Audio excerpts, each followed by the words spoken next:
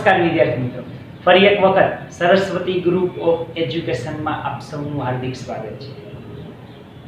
વિદ્યાર્થી મિત્રો, આપણે ગણિત વિષયમાં ધોરણ 7 ચેપ્ટર નંબર 11 એટલે કે પરિમિતિ અને ક્ષેત્રફળ વિશે અભ્યાસ કરી રહ્યા છીએ. સાવ સહેલું ચેપ્ટર છે, આપ જાણો જ છો, અને ઈઝી ચેપ્ટર પણ છે. બરાબર, એમાં બહુ કાંઈ આમાં હાર્ડ નથી. આગળ આપણે લેક્ચરની વાત કરીએ તો એમાં આગળ આપણે બે વ્યાખ્યા જે છે મેઇનલી પરિમિતિ અને ક્ષેત્રફળ, કે જે ચેપ્ટરનું નામ જ છે એની વ્યાખ્યા આપણે જોઈ ગયા હતા. ત્યારબાદ આપણે દાખલા ગણવાની શરૂઆત કરી હતી, ઉદાહરણ ગણીને ગયા, સ્વાધ્યાય 11.1 સ્ટાર્ટ કરી દીધું હતું. એનો પહેલો દાખલો પણ ગણી નાખ્યો હતો અને આજના લેક્ચરમાં એટલે કે પાર્ટ 2 માં આપણે સ્વાધ્યાય 11.1 ના દાખલા નંબર 2 થી શરૂઆત કરવાની છે અને જે સાવ સહેલું છે. ચાલો બીજાની રકમ વાંચો. શું કીધું છે કે જેની પરિમિતિ 300 મીટર છે તેવા ચોરસ બાગ એટલે બગીચો, એનું ક્ષેત્રફળ શોધો. પરિમિતિ આપણને આપી છે, આપણે શોધવાનું શું છે? ક્ષેત્રફળ. પરિમિતિ આપણને આપેલી છે કેટલી? 300. બાગ બગીચો, બગીચો કેવો છે તો કે ચોરસ બગીચો. ચોરસને કેટલી બાજુ હોય? 4 બાજુ હોય. ચોરસને કેટલી બાજુ હોય? 4 બાજુ હોય. બરોબર, ઈ જ વસ્તુ આપણે લખવાની છે કે ચોરસ બાગની પરિમિતિ બરાબર ચોરસ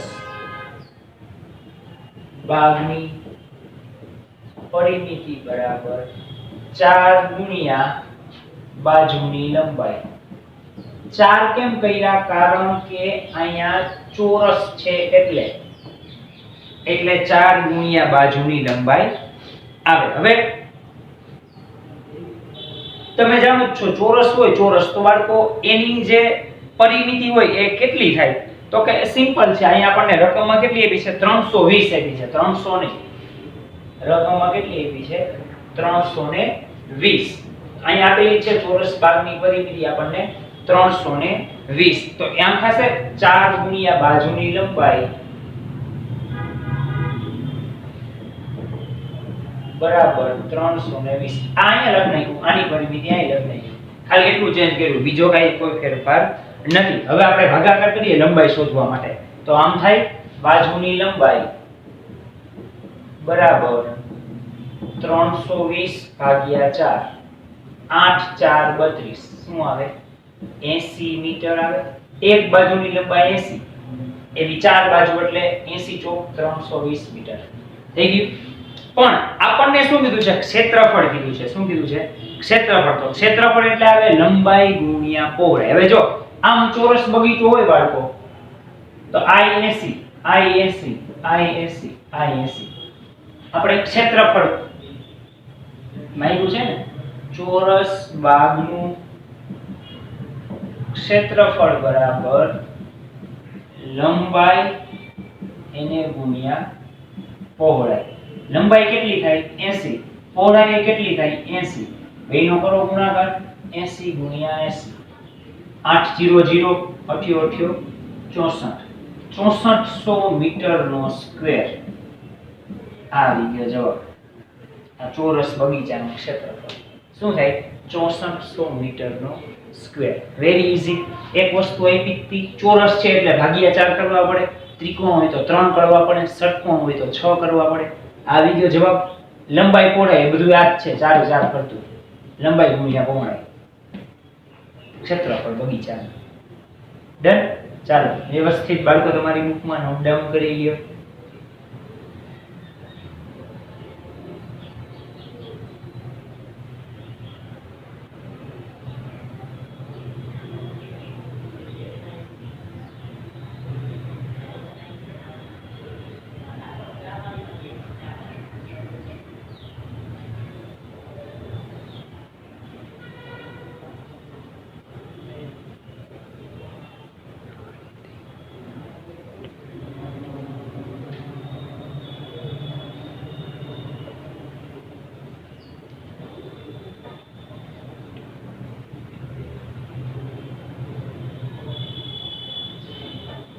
હવે બાળકો આપણે ત્રીજા દાખલા તરફ આગળ વધીએ.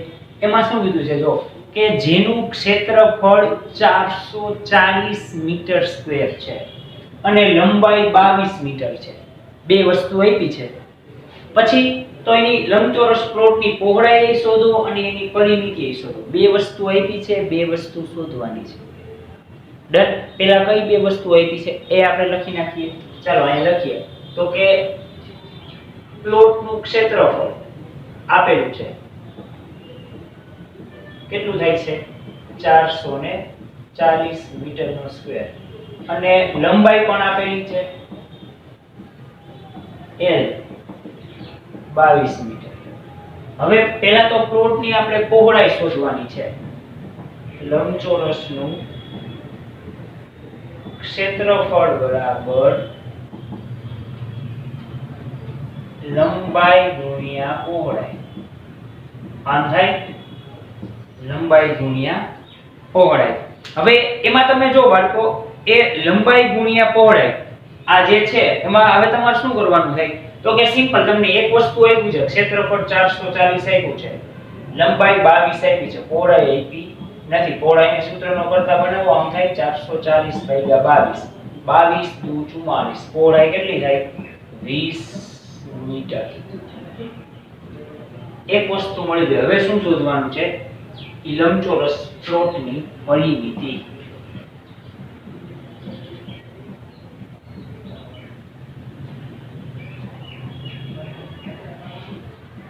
ચાલો શું શોધવાનું તમારે? લંબચોરસ પ્લોટની પરિમિતિ. એના માટેનું સૂત્ર 2 ગુણ્યા લંબાઈ પ્લસ પહોળાઈ. સિમ્પલ.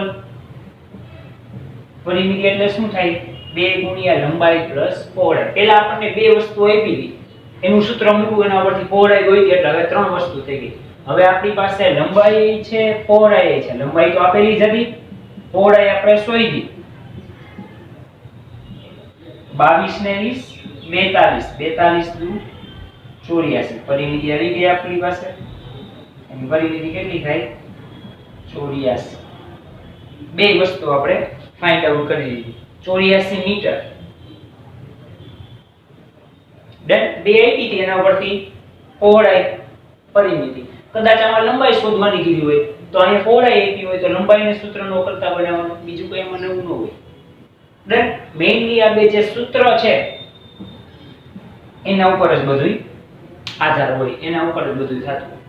ડન. બાકી તો ડેટા ચેન્જ કરવાનો હોય. તો આના ઉપરથી જ બાળકો જો ચોથી રકમ આપેલી છે તમને આવી જાય કે એક લંબચોરસની પરિમિતિ 100 હોય તો જો તેની લંબાઈ 35 હોય તો તેની પહોળાઈ શોધવાની. અહીંયા પરિમિતિની બદલે એનું ક્ષેત્રફળ શોધવાનું.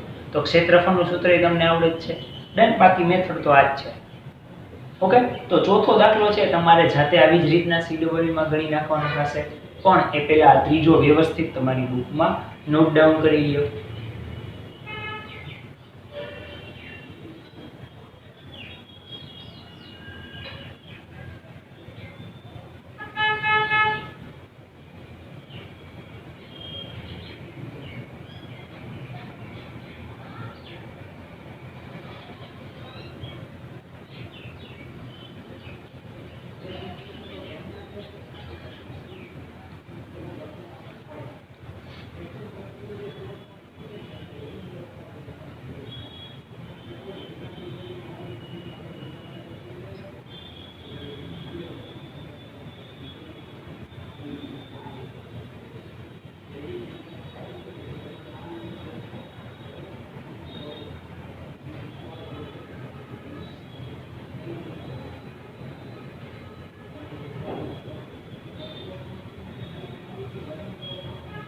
હવે બાળકો આપણે આગળ વધીએ દાખલા નંબર 5 માં.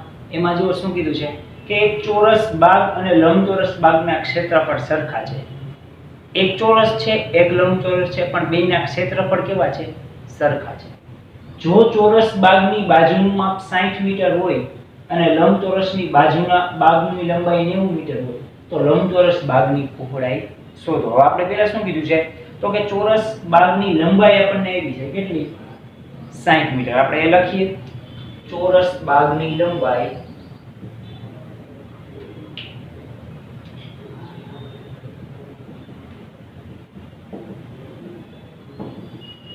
60 મીટર આપેલી છે. હવે તો કે આનું આપણે ક્ષેત્રફળ શોધવું હોય ચોરસ બાગનું ક્ષેત્રફળ.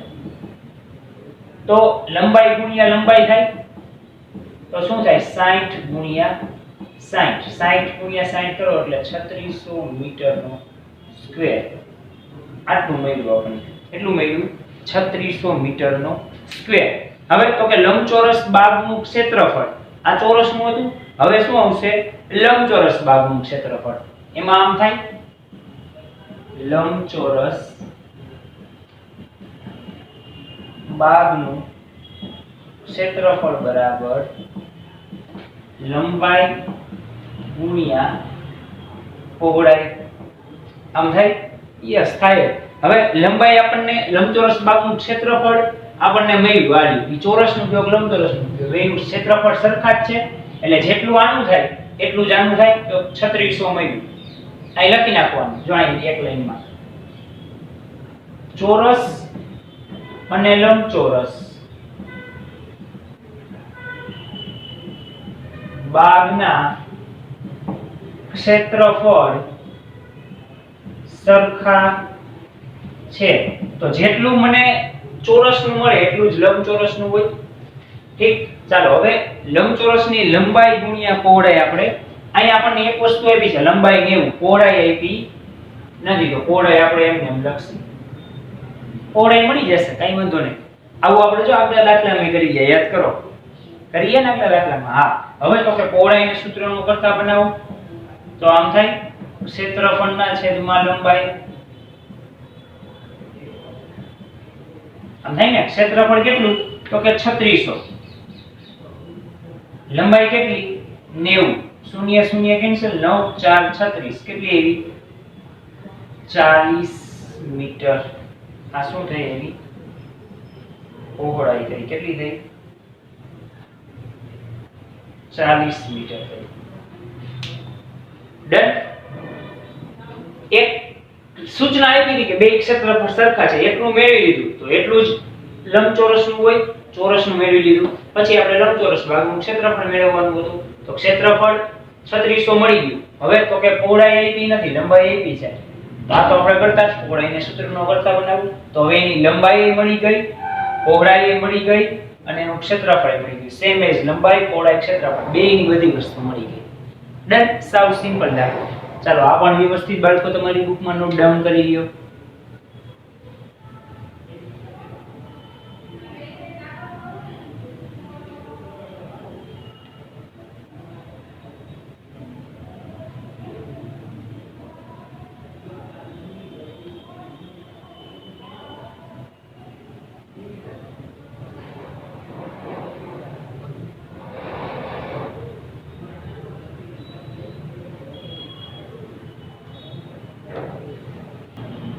હવે બાળકો આપણે શરૂઆત કરીએ દાખલા નંબર 6 ની. કેની? દાખલા નંબર 6 ની. હવે એ થોડી રકમય મોટી છે, દાખલોય મોટો છે, એટલે રકમ હું અહીં લખતો નથી પણ ટેક્સ્ટ બુકમાંથી વાંચું છું. તો એ તમે પણ તમારી ટેક્સ્ટ બુકમાં વ્યવસ્થિત ધ્યાન આપજો. ઓકે, ચાલો જો છઠ્ઠા દાખલાની રકમમાં શું કીધું છે કે એક તાર લંબચોરસ આકારમાં વાળેલો છે. એની લંબાઈ આપણને આપી દીધી છે, પહોળાઈ આપી દીધી છે. લંબાઈ કેટલી આપી? 40 સેમી અને પહોળાઈ 22 સેમી. ઓકે, ચાલો હવે આપણે ડેટા લખી નાખીએ કે લંબચોરસ તારની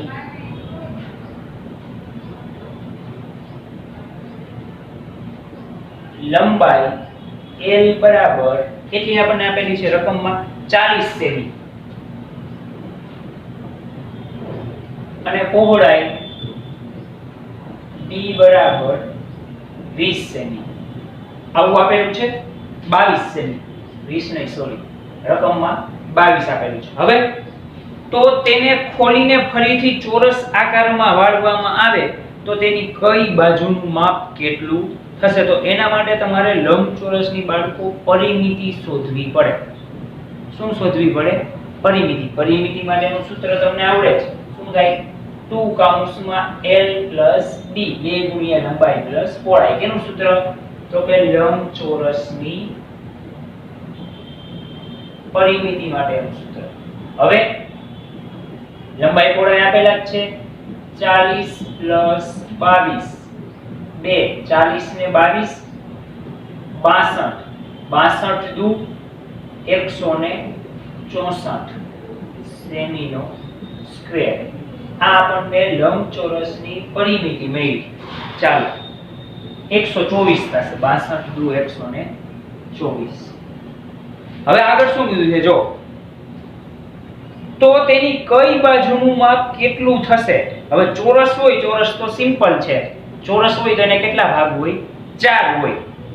ચોરસને કેટલા ભાગ હોય? 4. તો આમ થાય ચોરસની પરિમિતિ બરાબર 4l. ચોરસની પરિમિતિ બરાબર 4l. પરિમિતિ મળી આપણને 124 બરાબર 4l.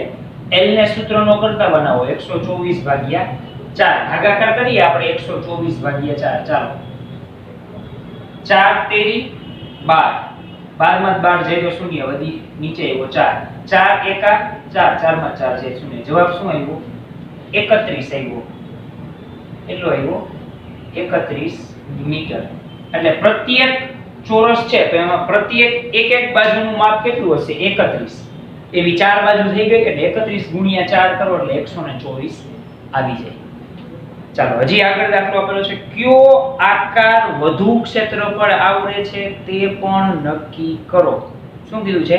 કયો આકાર વધુ ક્ષેત્રફળ. એના માટે પહેલા તમારે ક્ષેત્રફળ આ જે લંબચોરસ છે એનું કરવું પડે. અહીંયા પાછું સાઈડમાં લખું છું લંબચોરસનું ક્ષેત્રફળ બરાબર લંબાઈ ગુણ્યા પહોળાઈ. લંબાઈ એક હતી 40, પહોળાઈ આપેલી છે 22. કરો ગુણાકાર. અહીં સાઈડમાં ગુણાકાર કરું છું 40 ગુણ્યા 22. 2 0 0 2 4 8 2 0 0 2 4 8 880 આવ્યું. કેટલું આવ્યું? 880 સેન્ટીમીટરનો સ્ક્વેર. ચાલો હવે ક્ષેત્રફળ થઈ ગયું. પછી કયો આકાર વધુ ક્ષેત્રફળ આવરે છે તે પણ નક્કી કરો. તો આમાં જો બધાય આકાર એક સરખા જ છે 31 31 31 31. આપણે આકારમાં ક્ષેત્રફળ માપીએ તો આમ થાય આકારમાં ક્ષેત્રફળ બરાબર 31 ગુણ્યા 31. અહીં ગુણાકાર કરું છું જો 31 ગુણ્યા 31. 2 8 છે એટલે 1 શૂન્ય. 3 એકા 3 3 તેરી 9. 1 એકા 1 1 3 3. બે નો સરવાળો 3 ને 3 6. આ કેટલું આવ્યું? 961 સેમીનો સ્ક્વેર. હવે આમાં જો આમાં કોનું વધુ છે તો કે ચોરસ આકાર છે ને, આ ચોરસ આકાર ઈ લંબચોરસ કરતા અહીંયા લખવાનું ચોરસ આકારમાં. આના ચોરસ કરતા લંબચોરસ કેવું છે? ઓછું છે. ચોરસ વધુ છે. ડાયરેક્ટ ખબર પડી જાય એટલે લખવાનું આમ ચોરસ આકારનું ક્ષેત્રફળ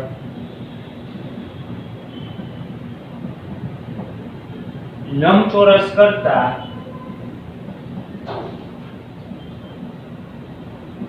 વધારે ક્ષેત્રફળ આવરે છે. કારણ તો કે આનું 961 જ છે, આનું 880 છે. સિમ્પલ. આમાં હતું શું કે એક તાર હતો. ચાલો આવો એને બે રીતે વાળ્યો. એકવાર ચોરસ વાળ્યો આમ અને એકવાર આમ લંબચોરસ વાળ્યો. બરાબર. તો આમાંથી ક્યારે ઈ વધારે ક્ષેત્રફળ આવડે? ચોરસમાં કે લંબચોરસમાં? તો સિમ્પલ. ચોરસમાં એક ક્ષેત્રફળ કેવું આવડતું તો વધારે. કેટલું તો કે 961 ને ઓમાં 880. બહુ એટલો કઈ વધારે કઈ એટલો ફેર નથી. 80 79 જેવો ફેર છે. એટલા સેન્ટીમીટરનો ફેર છે. તો આપણને ઈ પ્રશ્ન અહીંયા પૂછ્યું. ડન. એટલે બહુ દાખલો ઓમ લાંબો છે પણ તમે સમજવા જાવ તો સાવ સિમ્પલ જ છે. બે વસ્તુ એવી હતી એના પરથી પરિમિતિ શોધી. હવે ચોરસ છે એટલે સિમ્પલ છે. ભાગ્યા કેટલા કરવા પડે? 4. ભાગાકાર કર્યો આપણને જવાબ આવી ગયો 31. પછી લંબચોરસનું ક્ષેત્રફળ માપ્યું 880. ચોરસ હોય ત્યારે ક્ષેત્રફળ બધી બાજુ 4 ની જ છે. 4 ને 4 બાજુ કેની છે? 31 31 ની જ છે. 961. કોનું વધારે? આનું કે આનું? સિમ્પલ. આનું વધારે. અહીં લખી દઈએ. આવી ગયો જવાબ. ડન. તો આના જેવો જ બાળકો જો દાખલા નંબર 7 નહીં 8 આપેલો છે. બરાબર. 7 એ આવડે તમને અને 8 એ આના જેવો જ આપેલો છે. તો એ બે દાખલા નંબર 7 અને 8 જાતે કરવાના છે. આના જેવો છઠ્ઠા જેવો 8મો છે અને સાતમો તો આપણે આગળ ગણ્યા એના જેવો જ છે. ડન. ચાલો પહેલા આ વ્યવસ્થિત તમારી બુકમાં નોટ ડાઉન કરી લ્યો.